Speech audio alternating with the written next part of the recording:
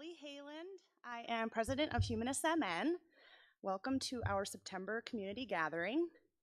Although we do continue programming throughout the summer, it still serves as kind of a break. So this meeting kind of has a special back to school vibe for me, so I feel excited. For any new visitors or members here today, we are very glad to have you here.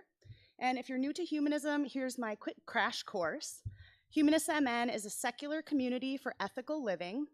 We're committed to the well-being of all and sustainability of the planet, and we're a home for those looking for a community of naturally curious, compassionate, and rational people.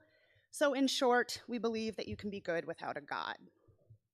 We are a very active organization, and we organize primarily through Meetup, so you can join us there to see our wide variety of upcoming events this fall. We are an all-volunteer nonprofit, and we depend on the service and generosity of our members and friends to further our mission.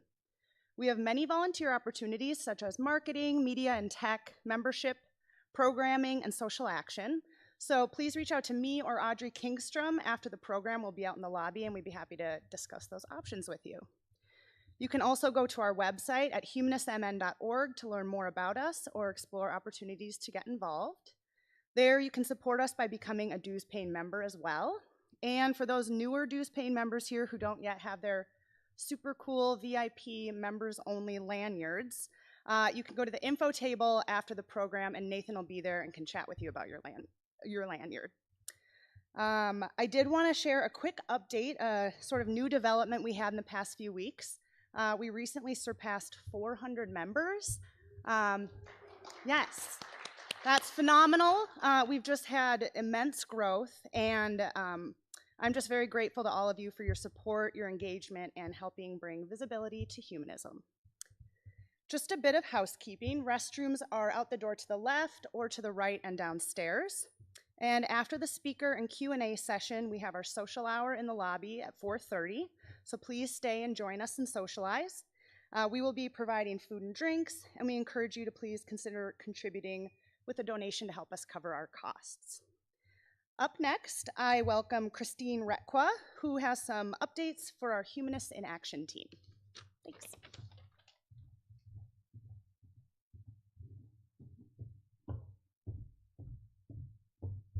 Thank you, Ellie.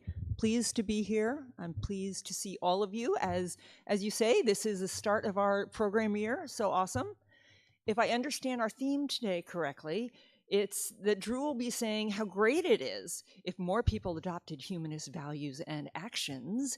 And we offer here, very pleased that we offer in Humanist MN opportunities to do that in community service or legislative action.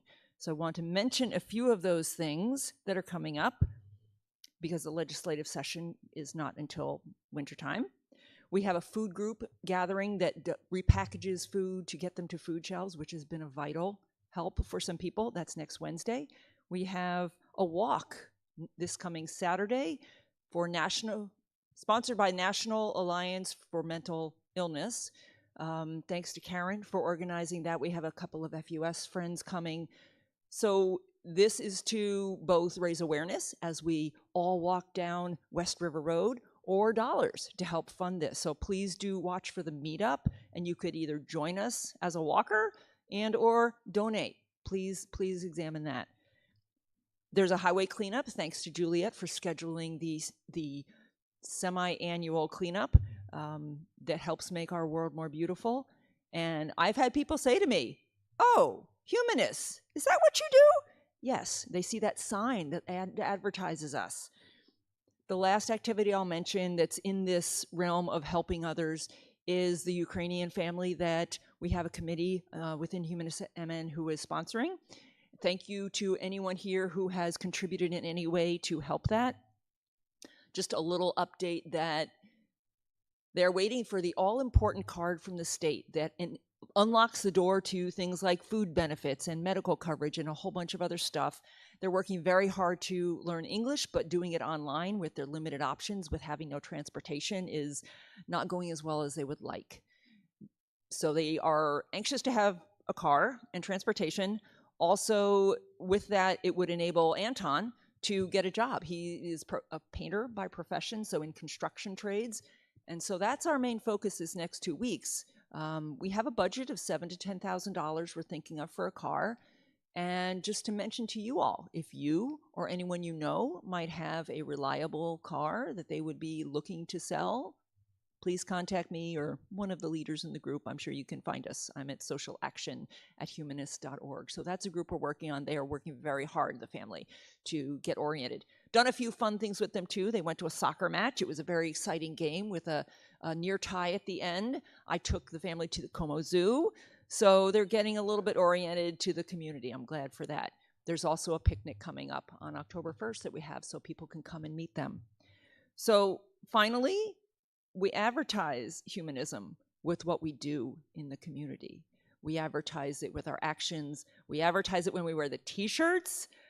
So let's build that community by advertising it, because you never know. People have found when you say, what is humanism? They say, I might be a humanist too. So help the community grow by doing good in our community. And Suzanne.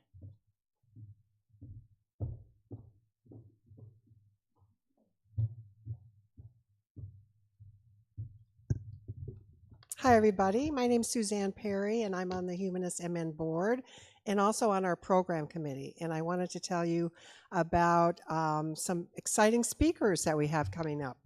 So starting next month, October 21, we're going to welcome Kate Cohen, and she's a contributing columnist for the Washington Post who just published a book called We of Little Faith, Why I Stopped Pretending to Believe, and maybe you should too. On November 11th, we're going to welcome Keith Ellison. He's the Minnesota Attorney General who was the lead prosecutor in the trial of Derek Chauvin for the murder of George Floyd. And he just published a book about his experience called Break the Wheel, Ending the Cycle of Police Violence. In January, on January 20th, we will welcome Bradley Onishi, who's co-host of the podcast Straight White American Jesus. And he just published a book called Preparing for War, The Extremist History of White Christian Nationalism and What Comes Next. All these speakers are going to be selling their books, so if you want to build up your library, you'll have a chance. And in case you're wondering, what about January? Well, what about December? Well, we don't have a community gathering in December, but we have a solstice party. So stay tuned for details about that. Will be on December 16th. All of these events are listed or will be on our meetup.com site, so stay tuned. And now I'll hand the floor to Audrey Kingstrom, who will introduce our speaker.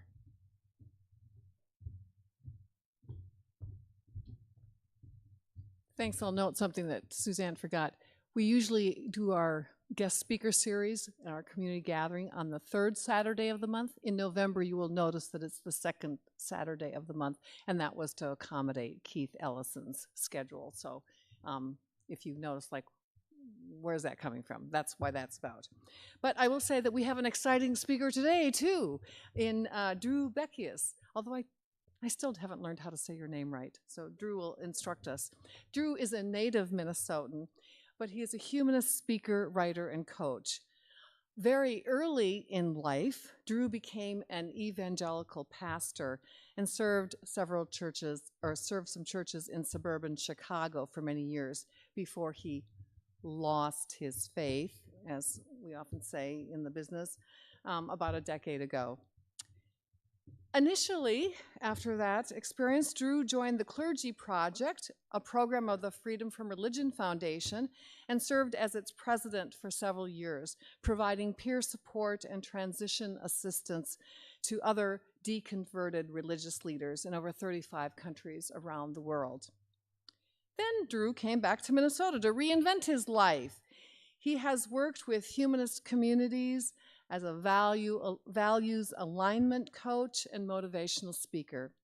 He's currently on the staff as lead speaker coach for TEDxMinneapolis and serves on the board at First Unitarian Society of Minneapolis, where we are right now, which is known as the birthplace of Congregational Humanism.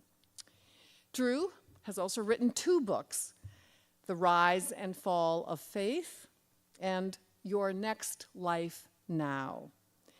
And I understand he has a third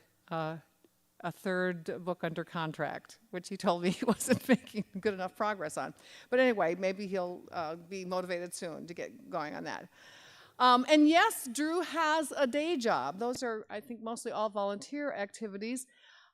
He now works in the financial services to help pay his bills. But as you will see, Drew's passion is being an advocate of the humanist worldview and its values. Please join me in welcoming Drew to our gathering today.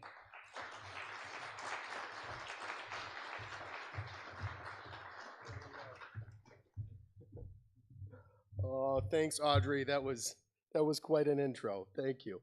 And thank you so much for having me. It is fantastic to be here and to meet so many new faces. It's really great. So thank you for letting me come and be a part of your fall kickoff and all that good stuff. So let's see. It was roughly a decade ago, one evening, roughly a decade ago, when I found myself with some friends at a local Chicago bar after a long day's work. And as the evening wore on and we had a few indulgences along the way, there was one point where looked up from the table where we were sitting at this bar, looked across the dance floor, and that's where it happened. That's where my eyes connected with hers. Now, at this point, it had been only 2 years since I'd left the church, just 2 years since I'd left my career as lead pastor of a growing suburban Chicago church, but even less than those 2 years since I'd finally come to grips with the fact that, yes, I had indeed become an atheist, and even less than that since the divorce of my high school sweetheart of 16 years. All of this to say, yes, my entire life in quite short order had been quite completely flipped upside down, as the cliche would say. And now all of a sudden, here I was trying to navigate this newfound world around me, trying to figure out what does life look like on the other side of faith, trying to navigate this newfound world around me now that God is gone and dogma removed. And a big part of this for me was discovering, exploring, embracing my autonomy. Literally, for the first time in my life, trying to figure out what does it look like, how does it feel to simply live, to simply enjoy life without needlessly continuing to constantly, every day, sacrifice my preferences and desires for God's and everyone else's. And within all of life's layers and complexities, trying to figure out and apply this newfound autonomy, yes, a part of that included my dating life, right there in that Chicago bar. Now, you'll have to forgive me, I confess, I'm not sure exactly how many of your previous speakers opened up with a hookup story or how many of them were ever invited back, but stay with me, and I promise to keep it PG, okay? But so basically, I found myself in a bar that evening where I found myself somewhat interested in another human across the room, and as the evening wore on, yes, it seemed clear, it turned out to be clear that that interest was clearly mutual. And as the evening wore on even a bit further, eventually we made it a few blocks down the street back to her place where, well, I'll let you fill in the proverbial gaps from there. Fast forward to the next morning, and now I found myself doing what I'd simply seen illustrated in dozens, if not hundreds, of sitcoms and films over the decades-long course of my cinema viewing experience. I did what I'd simply assumed everyone does in the real world. I quietly gathered what few items I'd brought with me the night before, and I slipped out the door without so much as leaving a note behind. Yeah, that asshole. Now, at the time, I had been blogging regularly, blogging weekly about my deconversion experience, about several different topics and subjects, all intersecting with my journey both into and out of faith. And many of which stories would eventually make it into one of my books, The Rise and Fall of Faith. But at this time, that next day, my newfound nameless friend from the bar the night before, she went ahead and after discovering my blog, went ahead and left a comment on it, a public comment on a very public website. And it went something like this. Again, the PG version. She said, "I want to see a blog post about how easily you'll go home with someone only to leave the next morning without so much as saying goodbye because you think you're too cool to be good enough to say goodbye like a decent human being." And it may have been peppered with a long list of expletives, the less than complimentary kind. Now, I tell you, folks and family, that hit me hard. It destroyed me. Realizing how much I had clearly hurt, offended someone. Unintentionally, someone actually I had rather enjoyed my time with the night before. And now all of a sudden, all of that was called into question. And at this point, it served as a realization. I had two realizations at this moment. One, first of all, despite all of my research on sitcoms and popcorn flicks, it turns out this isn't how you treat someone in the real world, at least not if you want to be a decent human being. But then secondly, it served as a focal point for me to ask this question: what does it look like to both practice your autonomy without treating everyone around you like garbage?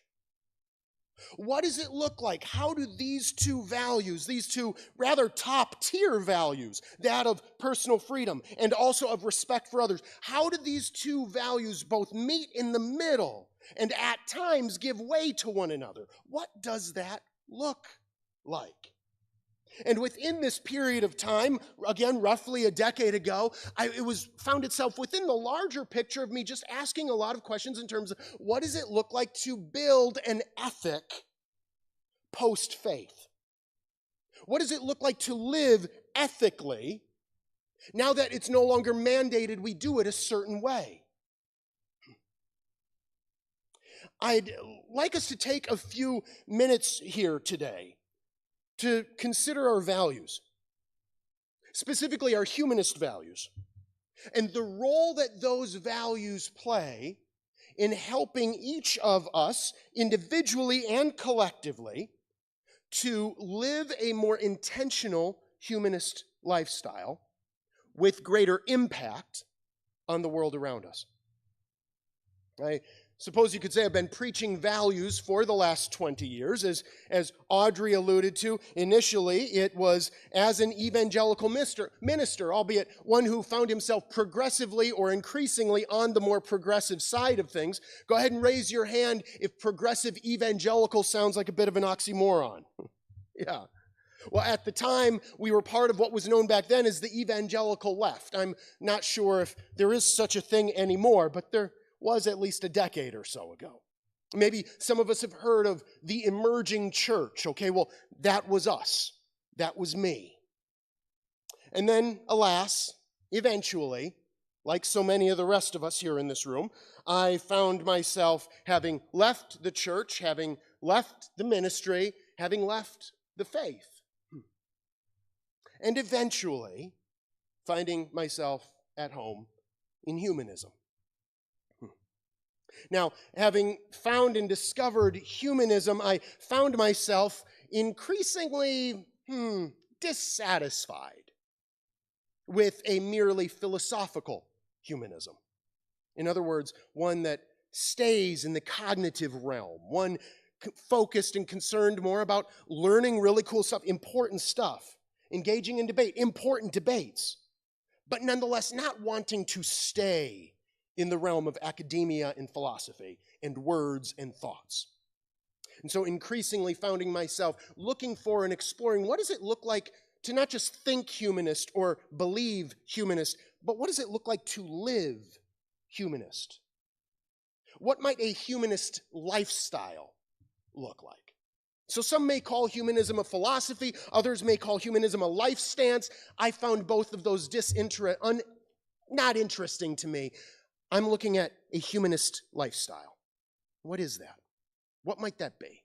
How might we embrace, engage, and live that out? And since I've never been one who does a very good job of keeping his own thoughts and perspectives to himself, beginning in 2015, started thinking and writing and speaking along these lines. What does a more embodied humanism look like? I do want to thank you again for having me out here today as we consider, as you all, Humanist Minnesota, steps into this fall chapter and developing your community and coming together. And what do? I love the list of actions and activities and your activisms, okay, the outworking of your activism. Incredible stuff you're doing. How, as we step forward into these future days, weeks, months, how might we live and make it all that much more intentional? How might we harness it to be all that it can be?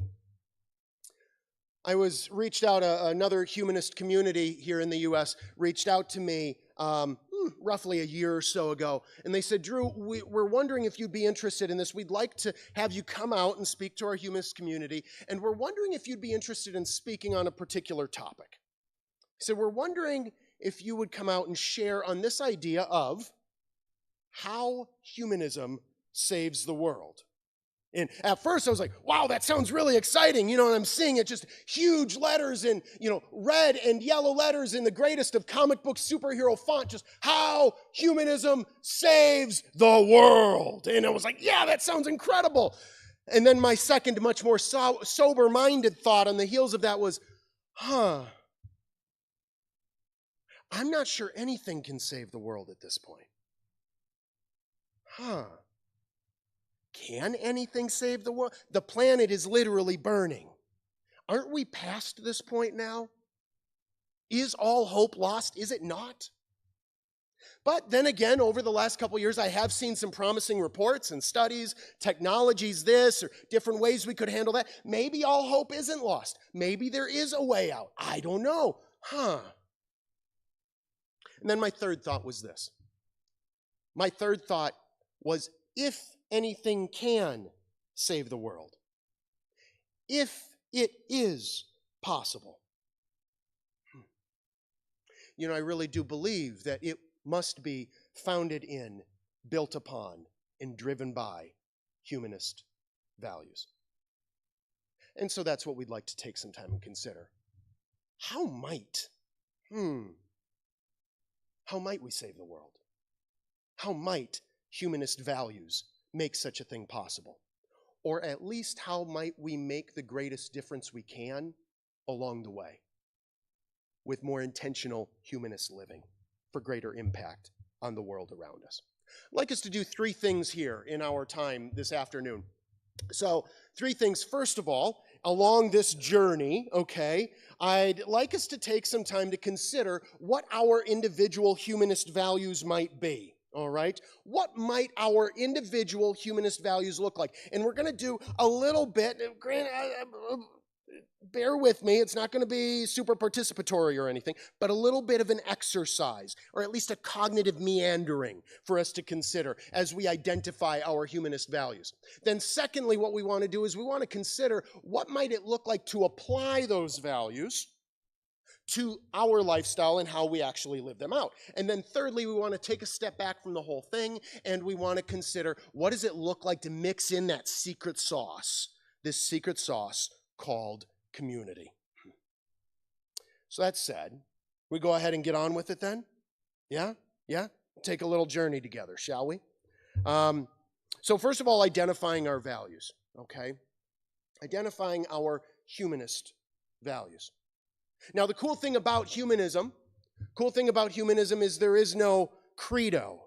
There's no doctrine or no doxology.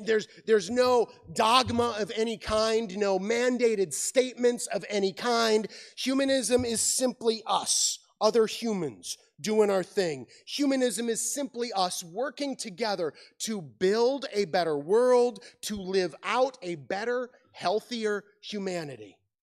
But it's just us. There's no other gods or whatnot getting in the way. It's just us. I get asked fairly often, like many of us do, how do we define our humanism? How do I define humanism? Now, if there was some mandated humanist God somewhere to tell us exactly what to think and believe, well, then maybe we could just look towards that entity, right? But when it's just us, it gets a little trickier, right? There is this certain eye of the beholder type vibe and variance within humanism, because there is no one human or group has any authority over any other human or group to define their humanism for them. So what does it look like? What does it feel like? What I get asked of my take on humanism. Now, again, looking at this where I'm stepping beyond a more philosophical humanism, right? I'm looking at humanism as lifestyle. And so here's how I like to, my thoughts on defining a humanism. One, our humanism embraces my humanity, my proverbial warts and all of my flesh and blood humanity, right? There's no ancient traditions telling us that our bodies are evil, that our sexuality should be a certain way. No, it's embracing what we are without shame, who we are without shame. Humanity, body, all its parts, all of it. So oftentimes with this more embodied humanism, we're going to find a humanism that boldly, gladly, proudly lives out who we are and embraces all of it in all of its complexity, who I am. And so oftentimes with this more embodied style and variance, variety of humanism, it's this embrace of sexuality. It's this embrace of our bodies. It's the embrace of all of that, because all of the shame components or the, oh, we can't talk about that, or oh, that pushes me out of my comfort zone. A case can be made where all of that is just fragments of our other religions, of our theism, telling us, yeah, you can't talk about that in public, or that's not fit for a room like this. So it's embracing my humanity. It's also celebrating the shared wonder of our collective humanity. And then thirdly, it is working together to build and maintain human-based solutions to human problems. In other words, not supernaturally based, not divinely based, but human-based solutions to human problems. So we step into that, though, and we say, okay, well, it's great. We get to build life on our own terms. And yet, it's never easy having to take responsibility for ourselves, is it? So that means if we're in charge, that means we're held responsible for it. And how do we go about building it? How do we do that? Reminds me of a local donut shop of mine. A favorite donut shop of mine back when I was living in Chicago, and I was there a little over 20 years. And so this favorite donut shop of mine, whenever I would be hosting an event in the area, a morning event, I'd stop into my favorite donut shop, and I'd walk up to the counter, and I always ordered exactly the same thing. It was assorted with extra chocolate. Assorted because, well, it was the perfect balance. A little something in there for everyone. But early on through those years, it became clear that whenever I would get however many dozens of just the classic assorted, them building it however they build it, just on default, there were always a few too many jellies left in it. And there were always maybe a couple folks that didn't quite get their donut of choice, and they didn't want the jelly, so they'd rather just go without. So very quickly on, started doing assorted with extra chocolate. Few less jellies, few extra chocolates. Everyone's happy. It was a fantastic time. But then as the years wore on and as life wore on, and I didn't make it back to that donut shop or to that part of the city for a few years, eventually then, one year, I made it back. I was hosting another event in that part of the city. And so I stopped in my favorite donut shop, walked up to the counter, placed my standard order, assorted with extra chocolate. And the person behind the counter, they said, okay, that's great. What do you want in it? And I said, assorted with extra chocolate. Right, but what do you want in it? I said, well, just your regular assorted, but a few less jellies, a few extra chocolates, easy peasy. And they said, well, no, hold on. There isn't a standard assorted. You just got to build it how you want it. And then they said, here, let me make this easy for you. Pick out one that you want to put in here, and we'll go from there. And so I stood there. I'm kind of a little bit of decision paralysis. I'm like, wait a minute, I got to build my own? And all of a sudden I'm going like, okay, were there bear claws? Were there how many Bavarian creams? Was there a blueberry cake? I don't know. I'm feeling the need to recreate what I had before. And eventually I got up to speed and I jumped on and we put it together. But when you got to build it from scratch, whether it's donuts or whether it's our values, our ethic, how we live our lives, it's much easier to have someone else tell us what to do. Have someone else build it for us. Give us the standard. Rather than having to stand up and say, well, how do I do this? What does this look like?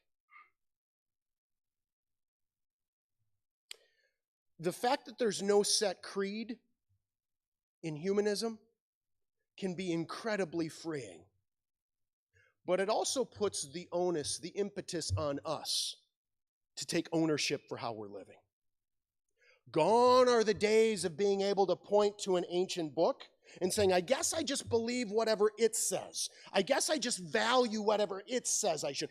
Or whatever my pastor says that it says that I should. The fact that now we get to live life on our own terms is amazing. But it also means we have to take responsibility for it in a way that we didn't necessarily realize for those of us who used to believe in gods, in a way that we maybe didn't necessarily realize before. So that question then is, what is it that we value? What is it that you value?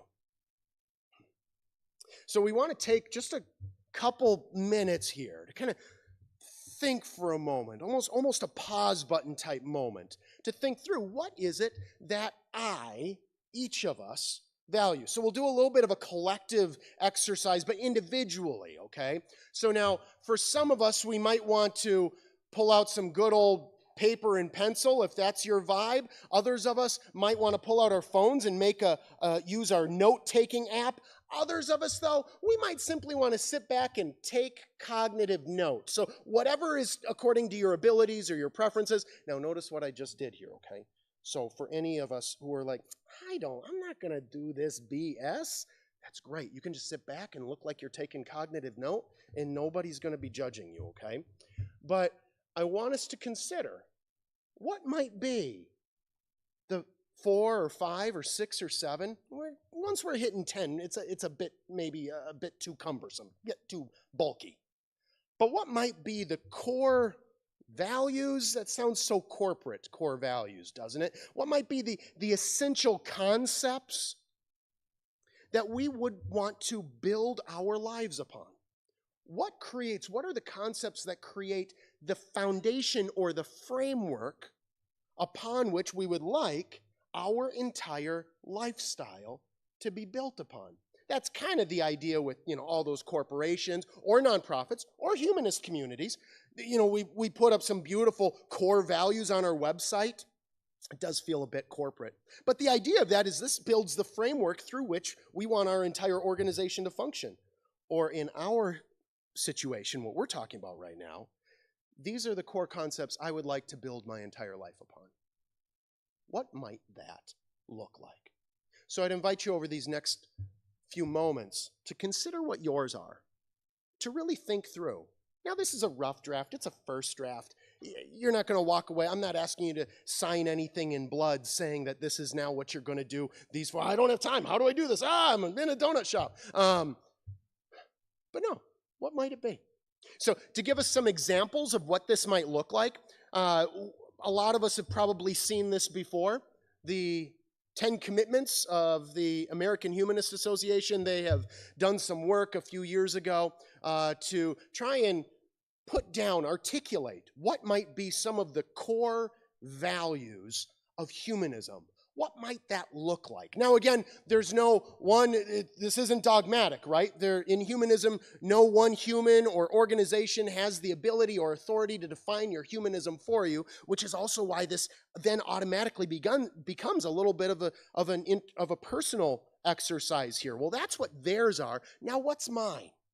So I'm going to read through these. I'm not going to give much commentary to them. Just read through them. And as I do, I'd invite you to look for terms that resonate with you. I like this term. Yeah, you know what? I do see this as kind of central to how I'm living my life. So I'm just going to read through them for a moment. Just sit back, take cognitive note, if you will, on what are yours. So first one we see here, ethical development, right? In other words, this whole idea, this work, this concept of building an ethic post-faith or apart from theistic understandings or concepts.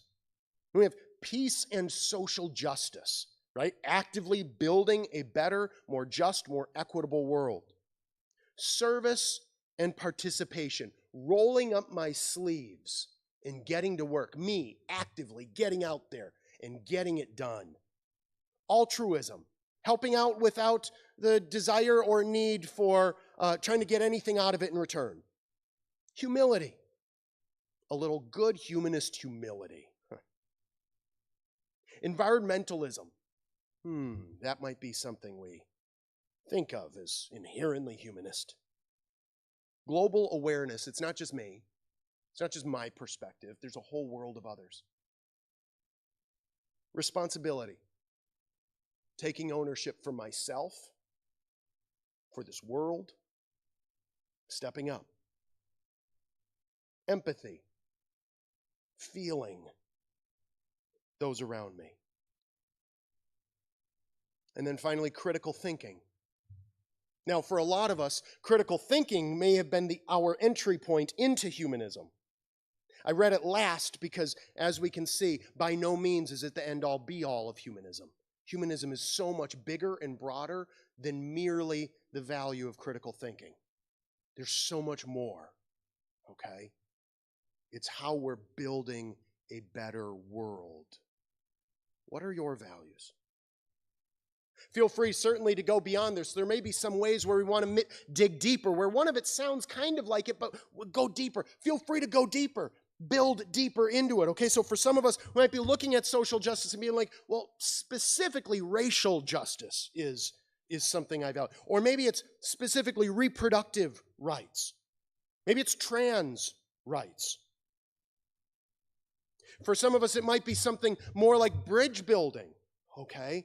Oftentimes in humanist communities, one of the goals is interfaith bridge building, working with other progressive folks where we have the same goals in the world, they just happen to believe in a God or something like that, okay? Well, we can build bridges there. How might your value intersect with that? For some of us, it might be veganism or sentientism. Sentientism, that's for those who are unfamiliar with it. So if humanism is advocating for all the other humans, sentientism is advocating for all the other sentient beings in the world, of which humans are just one part. Right? What might it look like for you? You can also go beyond it in other ways as well. I get asked a lot, Drew, what are your values? Early on, when as this talk and the workshop series and all of that was forming, I would get asked quite a bit, Drew, what are your values? So now I just started sharing them automatically. So here's what mine looks like. And here's where you see some examples of being able to go beyond simply the framework that the American Humanist Association gives us. So mine, and this is very intentionally, I totally geek out and nerd out on this stuff, so mine is very intentionally, I've built this and seek to live my life within this framework. One of community, of clear communication, of playfulness and laughter, because if we can't have fun, then what's the point, y'all? What's the damn point if we can't have fun? Empathy, transparency, autonomy, creativity, and wonder. My day job is all about numbers. I need a creative outlet, yo. And then values alignment. This is how I give back. This is how I make my impact into the world, helping folks align their values to how they live. Again, what does yours look like? What are your values? What are our values? Once we take some time to consider more fully what are the humanist values or the post-faith values that I seek to build my life around, then we take this next step is then say, okay, well, how do we apply those values to how I actually live my life? What does it look like to take this list of things that I aspire to live by, or that I say are important, or that really vibe within me, that really resonate? What does it look like to take those and then to build them into the course of my lifestyle so that I might slowly but surely, day by day, hourly, daily, monthly, etc., into how I live in upgrading my humanism? What might that look like? So now, if we were, well, our goal here, our goal is this. Our goal is to take a good, honest look at how we're living, a good, honest look at where am I right now in comparison to what my aspired values are. That list that maybe we were just thinking through, just starting to kind of highlight, articulate, identify, circle, and say, okay, well, if these are the things that I want to live my life around, what does it look like then compared to, or what's the difference, the disconnect with how I'm actually living? If one of my values is a little good humanist humility, and yet I realize, you know what? Like 85% of the time, I'm a complete asshole. Well, then maybe there's a disconnect. Maybe that doesn't mean that humility isn't a value, but maybe it's just an aspired value rather than a lived value. How do I take steps towards that? So now, if this was a multi-session series of workshops, etc., then we'd take some time over the course of hours or weeks or months or however it's structured and set out. We'd take some time and we'd apply those aspired values to several different areas of our lives. We'd apply them to our relationships, to our work life, to our home life, to our partners at home, to our kids, to our friends. At work, applying it to how we treat our coworkers, how we treat our employees, how we treat our bosses. We'd apply it also to how we treat ourselves. What we want to do over these next couple minutes, we're not doing a multi-series series of workshops. All we're going to do is we're just going to simply raise a few questions for each of us to consider. Of how do I apply this? What would it look like for me to live differently? As I'm applying my humanism, this list of aspired values, as I'm applying it to myself, what does it look like? If we want to treat humanity differently, in a lot of ways that begins with treating myself differently. One of the tag-alongs, excess baggage of our former faith, oftentimes for those of us who might come from a Christian background or from a Protestant background, oftentimes what comes along with it is this whole idea of a Messiah complex, where we feel like we have to die to self to save the world. And that comes along in lockstep. Very oftentimes, we take that with us into our humanism, where we think that I have to continually put my own needs and desires last in order to do all this humanist activity to try and save the world and bring about reform and build a better neighborhood and all of these things. And we feel like we have to always put everyone else above ourselves because that's humanist, right? We need to put humanity before myself. No, you're human too. You, each of us, are human too. What does it look like? What might it look like for each of us to treat yourself the most humanist? What might it look like? Just a question. And then move on from there. If nothing else, oftentimes like, well, I don't know if I can. It doesn't feel very, right. Well, so then maybe part of it is, if nothing else, consider how you're role modeling your humanism for others. Consider how you're role modeling what humanism, and if we're constantly putting ourselves down in order to elevate others, then in a sense we're modeling that for others. Always put yourself down to help everybody else. Always run around like a moron trying to help everybody else while you're completed. No, treat yourself humanist as well. When I was a minister, I used to often say, look at how a person lives, and that's where you'll find their true values. And though I think there's truth in a lot of that, at the same time, we also want to keep in mind and be gentle with ourselves, that just because what we value might be a little bit underneath the surface, that doesn't mean it's not real or genuine. It might just mean it's just pop, pop, pop, percolating underneath the surface, but that it will eventually make its way up, right? The key is it eventually making itself? If it's always in the incubation chamber, but it's never giving birth to something tangible and real, then, that might be a cause for concern. But how can we step forward and make it real? Ultimately, it does come down to how we're living. A humanism that stays in the head, I would suggest, as an embodied humanist, I would suggest that a humanism that stays in the head really isn't all that humanist. But that in reality, our humanism must make its way down from the head into our hearts, where it does a bunch of fuzzy, ooky-gooky stuff down there, and then makes its way out into our hands, which is just symbolism, right, according to our abilities. Make our way out into how we interact with and have our impact and engagement with the world around us. I've found that it can be helpful to distinguish between our impact humanism and our everyday humanism. Between our impact humanism and our everyday humanism. Here's what I mean by that. Our impact humanism, that's much like it sounds like, that's the impact we're making on the world around us. And for a lot of us, that might be what we think of when we think of humanism. The impact we're making, our activism, our social protest, our phone campaign, contacting our legislators, right? It's the impact we're seeking to make on the world around us. All really good stuff.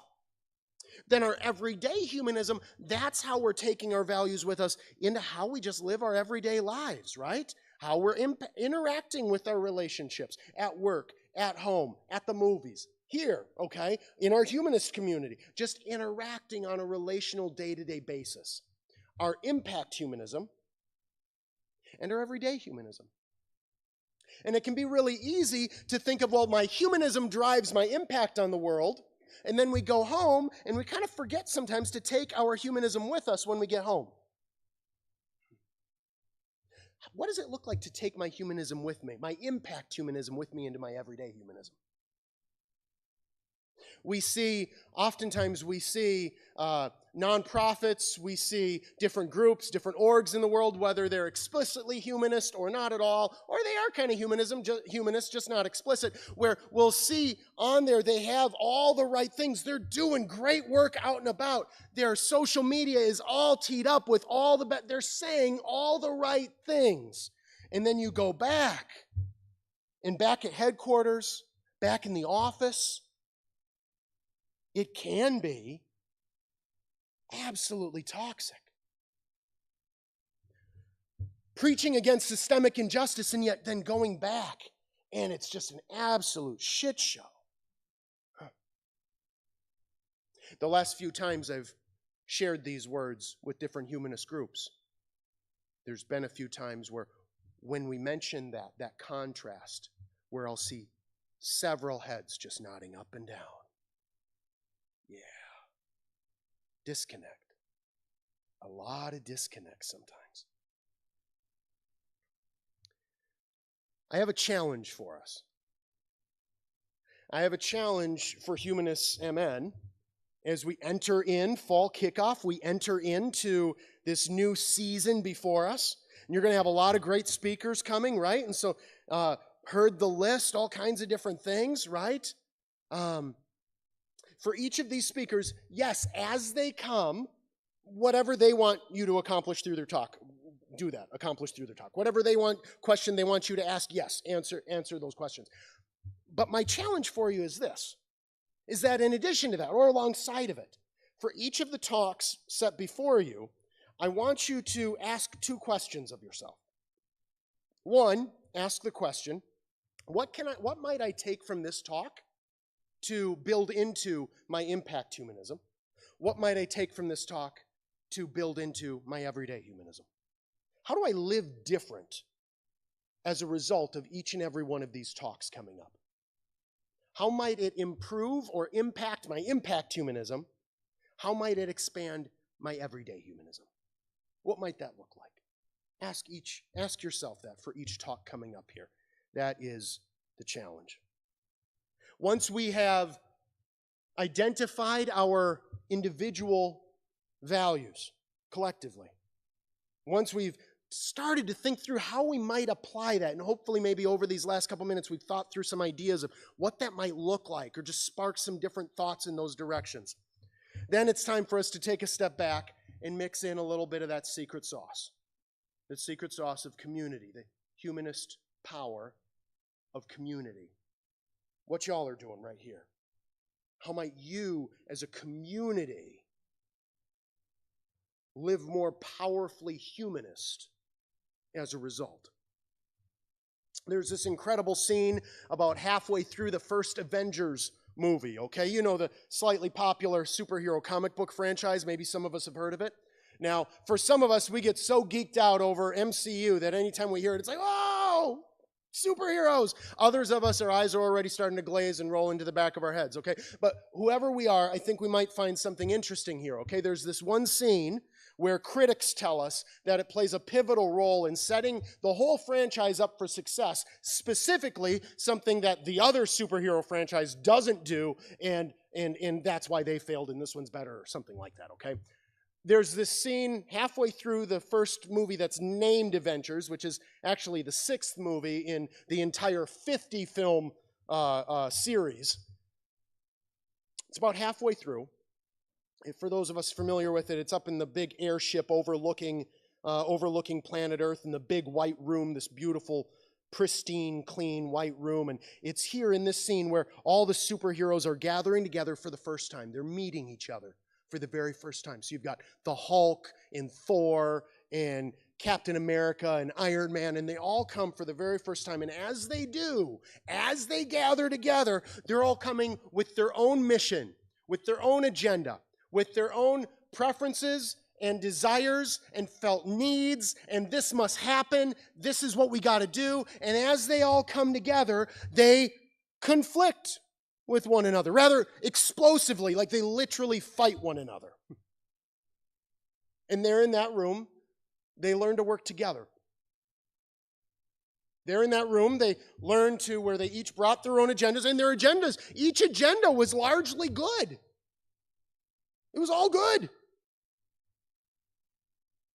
They just had to learn to take a moment, take a step back, and take a moment to hear out everyone else's agenda.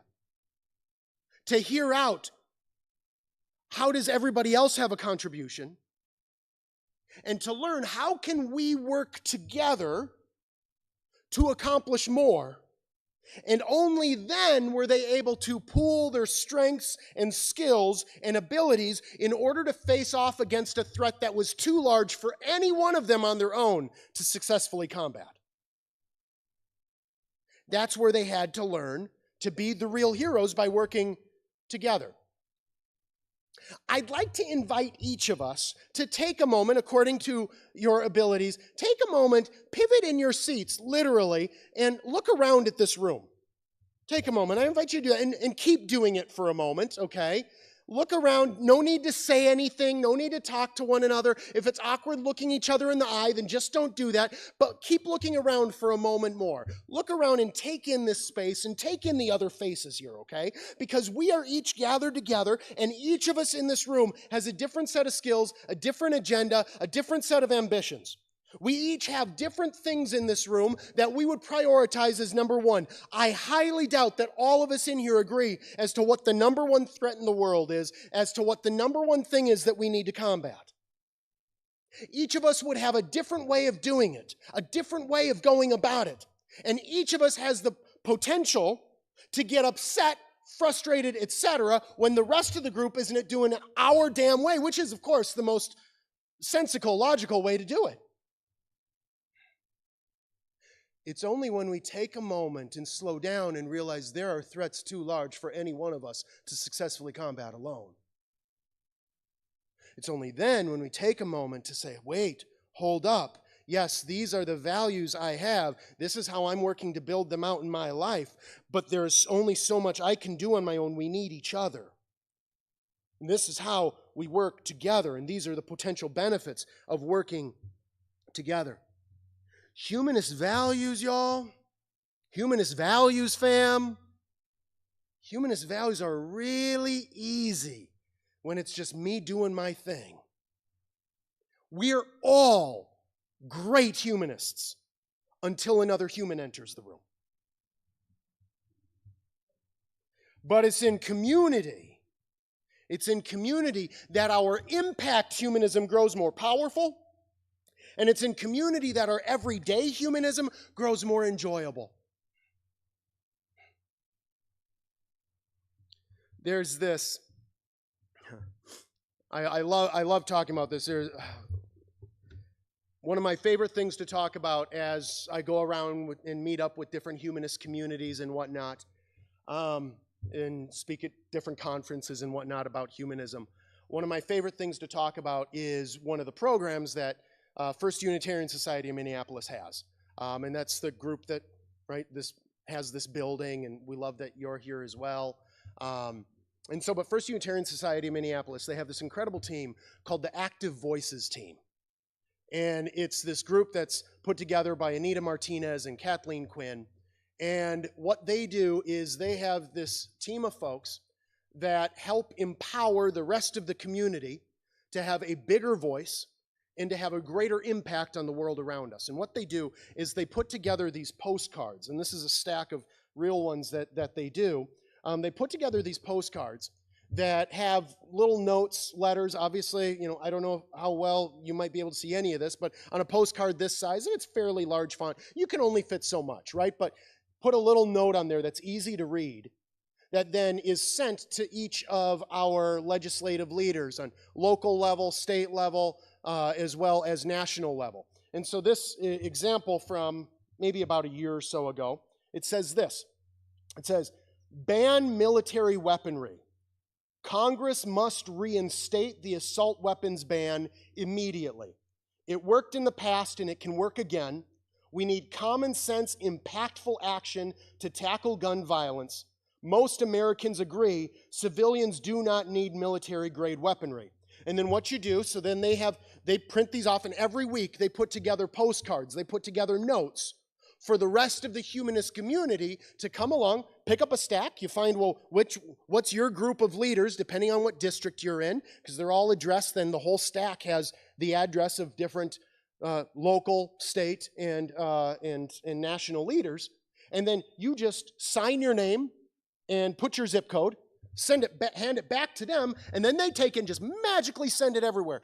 Do you know how many of us have said something like that in the past? Like, yes, I should write my legislator. Yes, I should call my congressperson. And we go home and we never do it. Why? Just because we can't do everything, right? But this is one team that comes together. They say, we'll do the heavy lifting on this. This is part of our passion. We're going to put this together. We're going to make it easy peasy for you. You come, you sign, you put your zip code, you drop it off. They magically whisk it away and make it happen. Also online versions of it as well. And every single week, dozens, if not 100 or so of these things going out all across the state, all across the country, not all across, here in D.C., right? Going out, though, and making an impact. Well, how much of an impact does it make? Well, if you're sending out dozens or maybe even 100 or more of these cards every single week, we had Ron Lotz. Anybody here knows this is a Minnesota group this time, right? So Ron Lotz, one of our state senators, held up a stack of these from FUS, from First Unitarian Society, held up a stack of these on the floor of the state senate and read it out loud and said, we have a group of humanist folks here in Minnesota, here in Minneapolis, who thinks this is vitally important and this is what we need to take action on. Humanists MN, one thing I know is that you all are, it's not lost on you how to make an impact. You know how to make an impact. You've been making an impact. You've been doing a fantastic job. I would like to think that it's because of things like your billboard campaign and all the stuff you're doing, together with things like these cards and whatnot that FUS is doing. It's with things like that that it's no secret why. I mean, look at Minnesota and the incredible bastion of progressive values that our legislation has been enacting, right? A safe haven for trans rights, a safe haven for reproductive rights. It's because of us coming together and working. Our humanism and its impact knows no bounds when it is bounded in community. How might you all, how might we all expand upon that in this next year? So how do we save the world? I don't know. But I know this. I like these words. Dr. J. Exodus Hooper, many of us have probably met them. Dr. J. Exodus Hooper is a leader on the rise across the country in several different states and cities in humanist circles doing humanist work. Just one of the areas where in states and cities where Dr. J is active is here in the Twin Cities as an affiliate minister here at First Unitarian Society. And a couple years ago, they were in a public Q&A that was published then in a national magazine, and they were asked what they look for in making partnerships with others for their humanist work. And Dr. J said this. They said, when we take a stab at trying to make change, I don't know that I'm necessarily always interested in like-minded folk as much as I'm interested in like-hearted folk. And I'm going to re-say that because what they're not saying is that cognitive agreement doesn't matter. Okay, so hear it again. When we take a stab at trying to make change, I don't know that I'm necessarily always interested in like-minded folk as much as I'm interested in like-hearted folk. In other words, it's one thing to agree cognitively, but it's a whole other thing, a whole other level to agree in heartedness, to agree in lifestyle, to agree in humanist values. So, what are our values? What are your values? And how do we live them out? How do you live them out? Individually and in community, collectively. Because if we're doing this, day in, day out, making an impact, building a better world, living out a better humanity, if we're doing this together, living out a deeper humanism, a more honest humanism, a more intentional humanism, a more day-to-day humanism, then maybe, just maybe, we really could save the world. Thank you.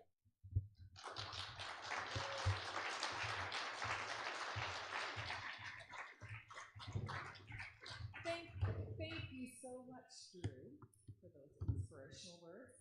We have a little time for questions. So if anybody wants to ask a question, you can queue up over here. And I'm asking you to keep your questions succinct and your commentary very, very short. So let's have questions and let's hear from Drew.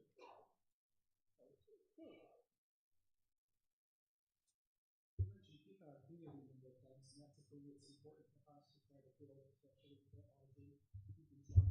We find it difficult, and I will wager that our speaker on October next week will say that the people who are leaving church also are looking for community. And as I read the articles about these things, it sounds to me like what they want is the benefits of church without the toxicity of religion. So I'm wondering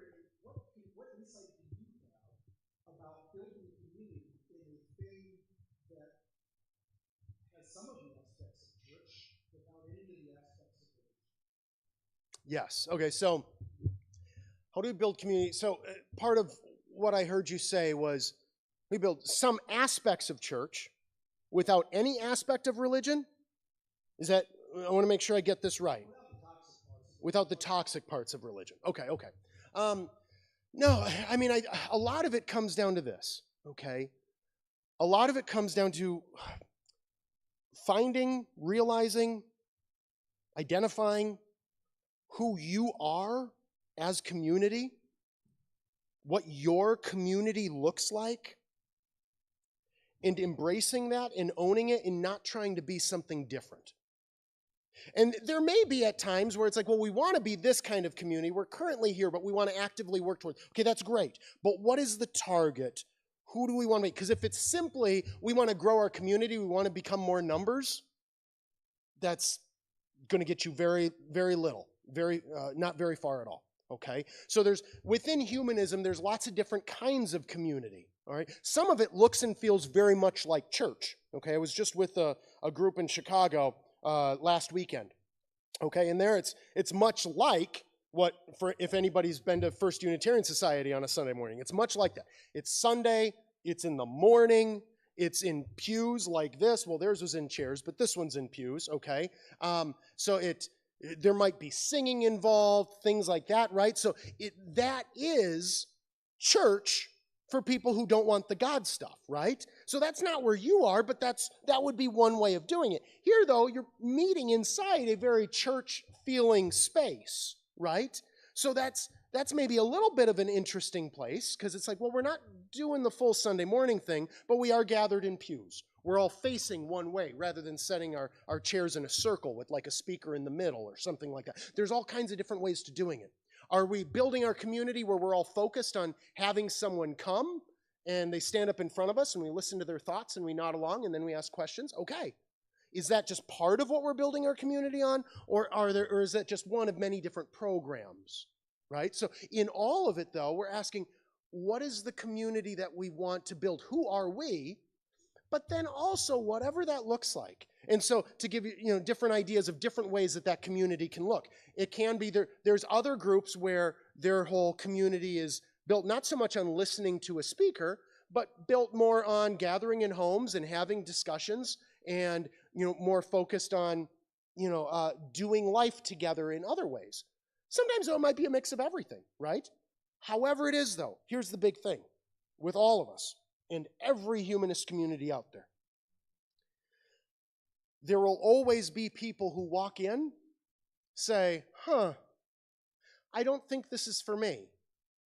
And then they'll leave. Now, our default response is to be like, holy shit, we got to go get them back. What do they want? What's their feedback? How do we claw them back in? What do we need to change for them? And then we change it, but then somebody else comes in and they're like, this isn't for me. And they walk out and they leave. Okay? There's always going to be that because everyone's looking for something different. Some people are looking for an atheist church. Other people are looking for just a group of like-minded, like-hearted individuals who gather for coffee or a beer or something like that. Others are looking for purely the impact part, which can be done just by joining a local charity, right? Where you just go out and you just do the work, and there's not need for really gathering over a meal at all. So there's all kinds of different ways to do it. And everybody's looking for something different. And it's that key part of everyone looking for something different that means that we can't be all things to all people. So what does Humanist MN look like? What do we want it to be? What are we looking to accomplish? What's our mission? And then from there, just fearlessly building that out. And then when somebody comes in and says, that's not for me, this isn't for me, say, okay, sure, what was it that wasn't for you? Well, I didn't like this aspect. Okay, and then you think about it and you say, well, you know what? This aspect kind of isn't what we're about anyway. So it's okay if they leave. That's okay, right? How do we build ourselves? So being confident in who we are and building it out from there. And then, there's all we could talk for an hour about different elements of community and what builds vibrant community and things like that. But I think the first thing is realizing, is finding your confidence in who you are and not being surprised when everyone in the world isn't looking for your thing. And that's okay.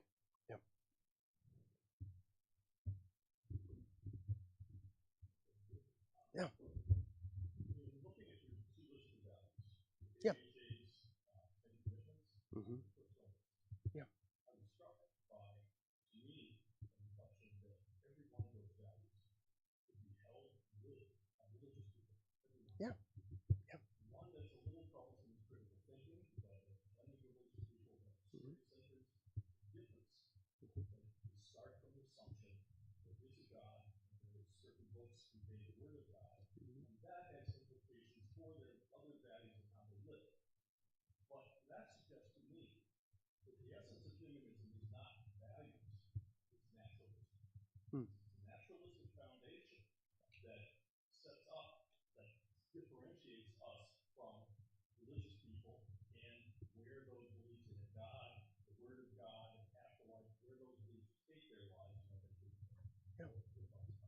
Yes, absolutely. Thank you so much for sharing that. No, well, let me start by saying this. I think that you'll find agreement from many people, okay, in suggesting that maybe the core value is naturalism, okay, or is not supernaturalism, right? Um, that's not where I come from in the conversation. I actually, when I was in evangelical minister, I considered myself a humanist. But that's a little bit of a different conversation as well. I think that it is very possible to be a humanist and believe in a God. That doesn't mean that though that humanism.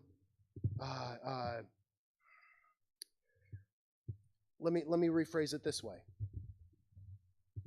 The core of our humanism is progressive values. And if your God stuff, for those who might believe in a God or have some God element to it, your God stuff doesn't get in the way. So it comes down to human-based solutions to human problems. So there may be people out there. In fact, we talk with people quite a bit. There's some folks at First Unitarian Society of Minneapolis, for instance, and maybe even here in your group as well, where they'll say, yeah, I believe there might be a God out there, but it's not a God who's trying to dictate what we do. At the end of the day, fixing this world, building a better world is on us. It's on our responsibility. It is very possible to be a theist and yet believe in science and in evolution and believe that the onus is on us to build a better world. So it's less of an interventionist God, or it's not an interventionist God at all, right? So there are ways to do it. Ultimately, at the end of the day, my take is, what is the byproduct of it all?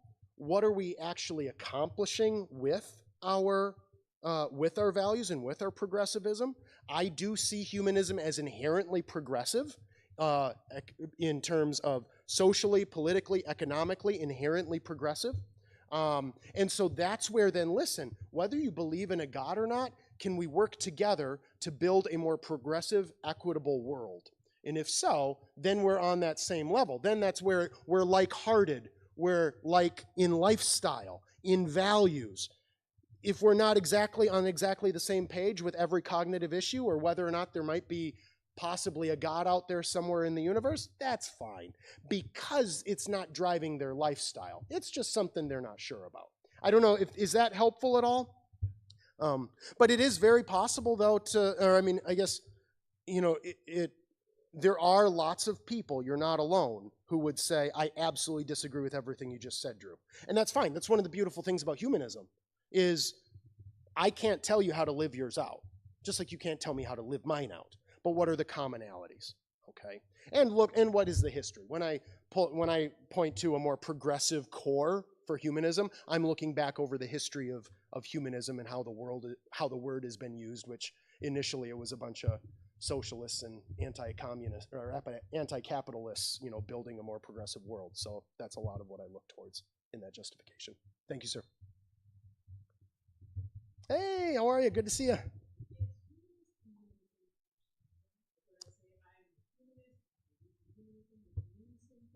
Yep, a humanist would be simply, I guess, how would you say the language? A humanist is someone who practices humanism or embraces humanism. Yeah, absolutely. Yeah, no, great question. Great question. Hey there. Hi, I'm John. Hi, John. So I think that some beliefs or some movements are able to sustain themselves because people are able to physically gather in a location and have that sense of community and kind of have like that type of empowerment and continue on with their beliefs or their movements. Yeah. Since you came from being in the religious realm, being in a leadership in that type of position, to now where you currently are, I was curious if you yourself have been able to notice or observe any commonality between the two worlds and the differences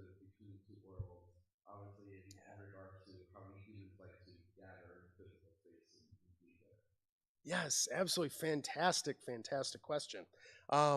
So yeah, I mean, in terms of commonalities, I mean, yes, there's tons of commonalities. There's oftentimes, not exclusively, none of this is ever exclusively, but oftentimes there's more commonalities than there are differences, okay, between theism and humanism, okay, or various types of religion and humanism, okay? Oftentimes there's more commonalities than there are differences.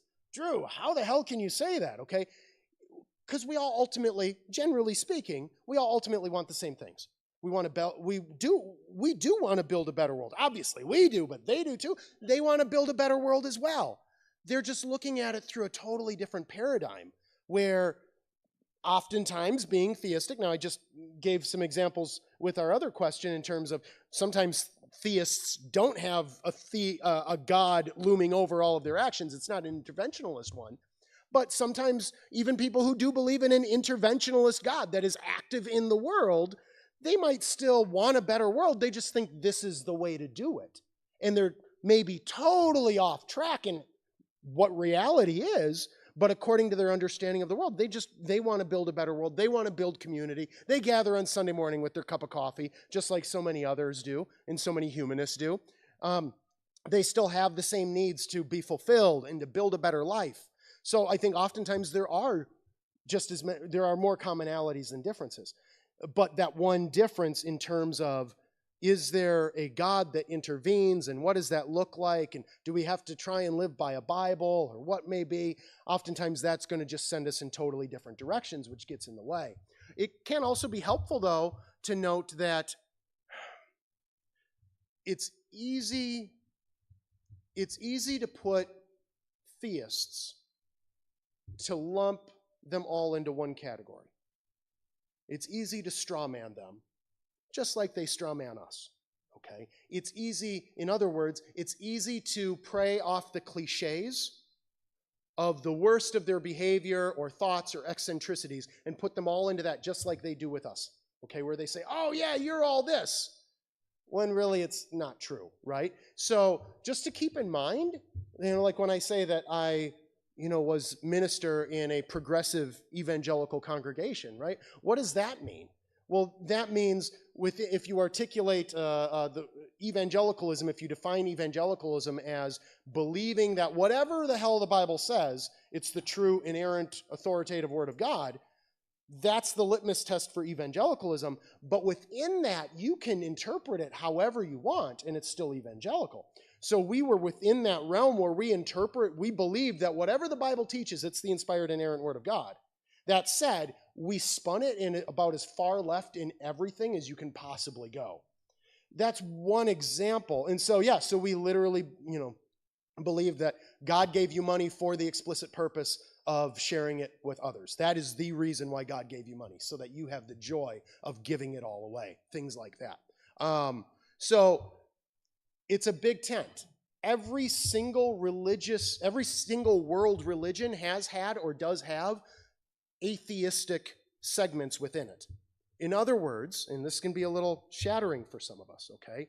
It's possible to be a Christian and an atheist at the same time. It's possible to be an atheist and a Muslim at the same time. There are whole churches that are Christian churches, but atheistic, okay? So that, and whether or not that makes sense to us isn't so much the thing, because there's lots that goes on in the world that doesn't make sense. But just realizing that how they see themselves might be different than how we see them, and it doesn't help us to try and force what we think the cliche should be on everybody else, because the more often they step away from the cliche or the expected, the better off we all are, right? Most of any religion are not fundamentalists. Most of any religion do not actually believe that their texts are authoritative and inerrant, okay? That's a small segment. But so within all that, yes. And so especially when you take that into account, like, whoa, most Christians don't actually believe that the Bible is inspired and inerrant. Wow. And of course, then from there, they're just going to step further and further back and still be Christian, all the way to being a Christian and not even believing there's a God or a Jesus, but yet they're still consider themselves Christian. So within that the world is filled with so many spectrums and diversity. And so within that, yes, by and large, generally speaking, I would suggest that most have more in common with us than they do differences. So long answer in a lot of different directions, but I hope that's helpful stuff. So. Hey there. Hi, Drew. I just wanted to give you less question. You might have response than feedback of how much I enjoyed your words today. You might guess that I am a doer. I believe in it needs to come out of here. The other part that really struck me is the slides about the 10 commitments, which I hadn't seen before. And also then I appreciated yours, which some I'm very much in, some I'm very much not. I don't focus on fun, for better or worse. But that's why I like to mentor. But I try to fit it in. That's why I like to be around little kids, and I volunteer in school, because then I get my little dose where it comes out. Absolutely. But what I did think about, Audrey, is that understandably there wasn't that much time for us each to reflect on some of our values and what that means to us. That feels like a secular Saturday exercise, which if I treat myself humanely, I will not volunteer to do, but maybe at some point I would do that. But if it's very valuable, because one thing maybe getting older is builds wisdom, and I'm trying to prioritize. Am I doing the things I need to do? Am I focusing on the things that are most important to me? And I'm not always. So it's important that we take the time to reflect and help live the life we mean to live. So I thank you for your words. Absolutely. One thing I would say is, don't let Audrey try and dictate your values. You don't have to have any more fun than you want to have, all right? Don't let her try and force a bunch of fun, playful garbage on you, all right? All right, I'll defend myself. What do you think of this, Drew? I think a lot like you do, maybe coming out of the religious world like you did. I want to call people cultural Christians, or cultural Lutherans, or Catholics. Like, I lived out on the East Coast for many years, and I don't know if people are familiar here in the Midwest with the term cultural Jews, but people who come out of that tradition, they still have that identification, but they don't have the belief system, the dogma. And I just wonder if that isn't true for a lot of other faiths. I mean, maybe Muslims, but certainly Christians, and maybe even somebody who, I hear this, especially from Catholics, which I was not, is they're just really imbued with a Catholic vibe or something. I don't really know what it is. And they can't entirely let go of it, you know. So I've started thinking about it in terms like a cultural Christian or cultural whatever. What do you think of that idea? Yeah, absolutely. I mean, that is something we hear about a lot, is like a cultural Christian, right? Cultural Catholic, etc. So I guess the one thing I would suggest is that a cultural Christian is not any less a Christian than any other kind of Christian. And here's why I would suggest that, okay? So you will have, when you talk with folks of different religions, you will oftentimes hear what a true Christian is, right? So one Baptist will stand up and say, this is what true Christianity looks like. Another Baptist will stand up and say something different is what true Christianity looks like. Pentecostal will stand up and say, no, this is what true Christianity looks like, okay? Jehovah's Witnesses will stand up and say, no, this is what true Christianity looks like, okay? If there was a God to come down and settle the debate on what a true Christian is, then we would know what a true Christian is, and the rest are all just various types of cultural or attempted Christians. There isn't a definitive answer. All of it is in the eye of the beholder. All of it is according to their own opinions. And yet all of them consider themselves Christian or any religion. They're all fragmented in a variety of different directions. Some more than others, yes, but they're all fragmented in a variety of different directions. And in reality, none of them has a leg up on any of the others. Okay? So there's this incredible work by a guy named Ninian Smart. Ninian Smart, he studies world religions, things along this line, okay? And in his study of world religions, he came down, synthesized, and worked through, okay, what are the seven? He has what he calls the 7 dimensions of world religions. Dimensions, I think, can come across as a little bit of like aliens and, you know, the metaverse and things like that. So I usually just simplify it and say the 7 aspects of religion rather than the 7 dimensions. But the 7 aspects, basically what he's saying is, as he studied all of world religion in all of its various segments throughout history and around the world, what are the things that make a religion? Because religions can be kind of messy. Yours looks different than mine, and what's what and all this. And so within these 7 different aspects, some of them are behavioral. What's the lifestyle of that religion? Another one would be the material. Do the priests wear certain clothing? Okay. Another one would be location. Do they gather in a certain space? Another one would be their epistemology, fancy word for their beliefs. Only one of the 7 different aspects of religion, only one of the 7 has anything to do with what you actually believe. The other 6/7 are just different random things. What you eat, what you wear, where you meet, what you do. Only one of the 7 is what you believe. Now here's the other thing that Ninian Smart found, is that there is no religion or religious segment. Sometimes it makes more sense to talk about religious segments, since each segment within a religion can vary so widely. Each religious segment, no religious segment has all 7. None. And so, if we say, well, these are the 7 that kind of loosely cover them all, when we take a step back beyond Judeo-Christianity, okay, or Western religion, what some of us might call it, which is more familiar maybe for most of us. We take a step back and we say, okay, well, so these are the 7 that loosely kind of define it all. And then we realize, hold on, wait a minute. When I step beyond my Western Protestant, wow.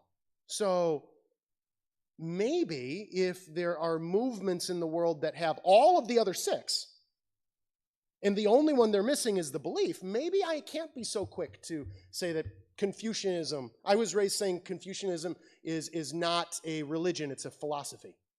That comes from my ignorant Westernism, okay, because there's not a God involved. No, it's still a religion. It's just a non-theistic one. And then when you realize that, then you take a step and you realize, whoa, every world religion has had atheistic or non-theistic segments within it. Before, I would have just said they left their religion, even though they still call themselves that religion. Clearly they aren't, because I know better about their religion than they do, even though they don't believe in a God. They've moved beyond it. No, they've progressed beyond it, or they always were it, whatever. So that stretches my understanding of what it means to be religious. And then you have the first Humanist Manifesto in 1933, where the first Humanist Manifesto of 1933, on the heels of a movement that was actually started right here, well, not in this building, it was a different building, First Unitarian Society, Minneapolis, where John Dietrich first uses this term humanism to describe what's happening in several different religious movements around the country, uses this word humanism to describe it, and then a few years later, and then others come along, Curtis Reese comes along, he's another non-theistic minister, comes along, well, okay, I guess I'll use the word humanism to describe what we're doing over here too. Started off as a congregational movement, a Sunday morning religious movement is what humanism started off, or at least under that word, that term, okay? And then from there, then Curtis Reese, this non-theistic minister, is chosen to be the president of this newly forming American Humanist Association. Then it spreads to Humanist Canada, and it goes on and on and on. And then they say, well, some of us don't like the idea of meeting on Sundays, and so they split off, and blah, blah, blah, blah, blah. Along the way, in 1933, the Humanist Manifesto is created. And in the first Humanist Manifesto, if you look at the language, it sees itself as a religion. It defines humanism as a non-theistic religion, a non-supernaturalist religion. And then over the course of the decades, religion becomes conflated with, or is brought together and mixed in with, is seen as a synonym for theism. But theism and religion are not the same thing. religion, when we take into this idea of ninny and smart and of you can have non-theistic religion. No, religion is atheistic, depending on how you define it. Okay? So, yeah, I don't know if that's helpful. A little bit rambling. But yeah, cultural Christian. Yes, it's a cultural complicated. Christian is It's complicated. just another. But yeah. we're gonna break Yeah. for our social time. Thank you Sounds so much, Drew, for coming out today, and thank you to all of you who came. And please stay. We have lots of refreshments out in the lobby, and we hope to see you around very soon at any other thing we're doing. All right. Have a good rest of your weekend, everyone.